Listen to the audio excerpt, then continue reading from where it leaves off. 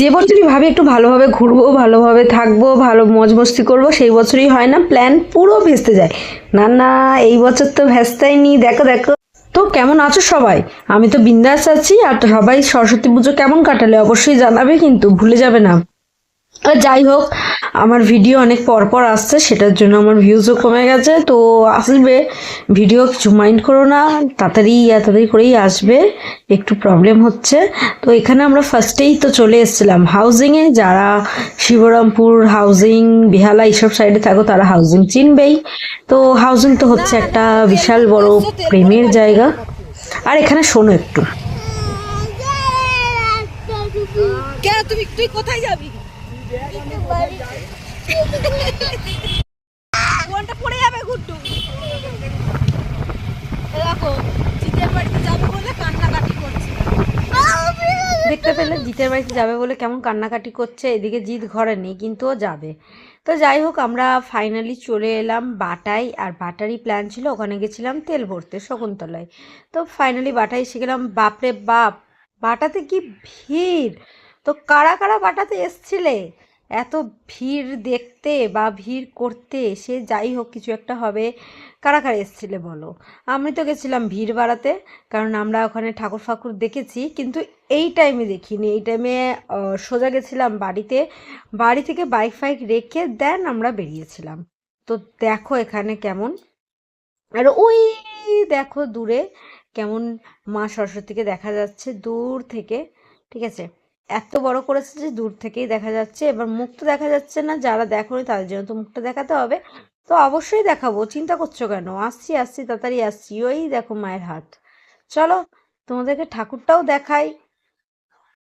ও দাঁড়াও দাঁড়াও, আমি তো আমার স্কুলই দেখাতে ভুলে গেছি। এই যে আমার স্কুল, এই স্কুলেই পড়েছি, নুঙ্গি বালিকা বিদ্যালয়। কেমন লাগলো? তারপর চলে এসেছিলাম গঙ্গার ধারে। গঙ্গার ধারে দেখো কি সুন্দর আয়োজন করেছে, দেখে খুব ভালো লাগলো। আর এই গঙ্গার ধারে পাড়ে ঘুরতে আসার কারণটা হচ্ছে আমার মা। কারণ আমার মা তখনও ঘরে ঢোকেনি, মাকে ফোন করে করে পাচ্ছিলাম না। আর আমি ভাবছিলাম যা, মা তো ফোনই ধরছে না, তো কি করা যাবে। ঠিক আছে চলো গঙ্গার ধারে ঘুরি। তো গঙ্গার ধারে দুটো তিনটে রিল বানিয়ে নিয়েছিলাম। ওখানে আলো সেরকম একটা ভালো ছিল না বলে সেরকম একটা রিল বানাতে পারিনি, কিন্তু দেখো ভিডিওতে কি সুন্দর না আলোটা লাগছে।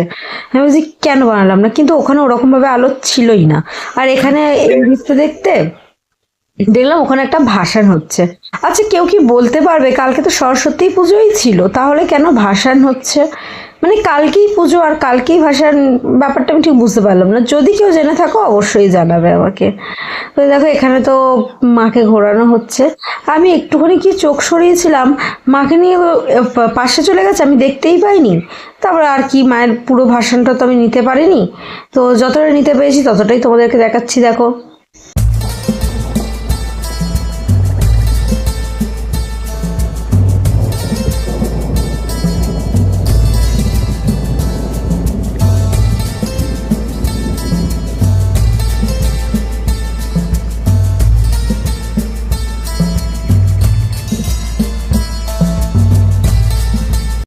তো ফাইনালি এখানে আমরা চলে এসেছিলাম। আর ওই যে মা, তো মায়ের কাছে এসে গেছি। কে কে দেখেছো অবশ্যই জানিও। আর এটা দেখে যারা দেখোনি তাদের দেখে কেমন লাগছে সেটাও জানিও।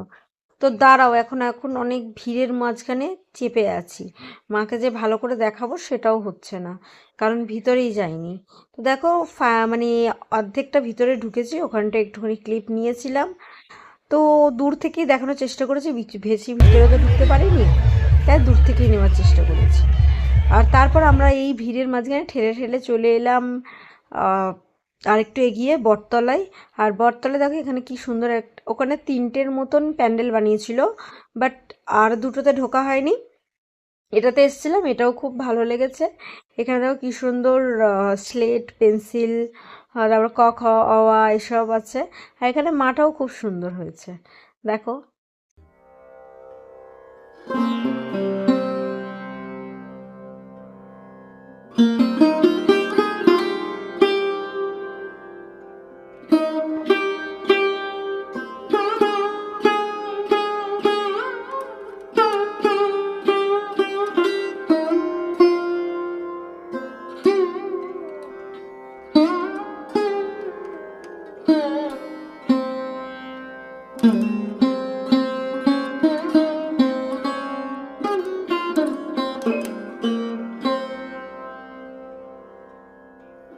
টাটা।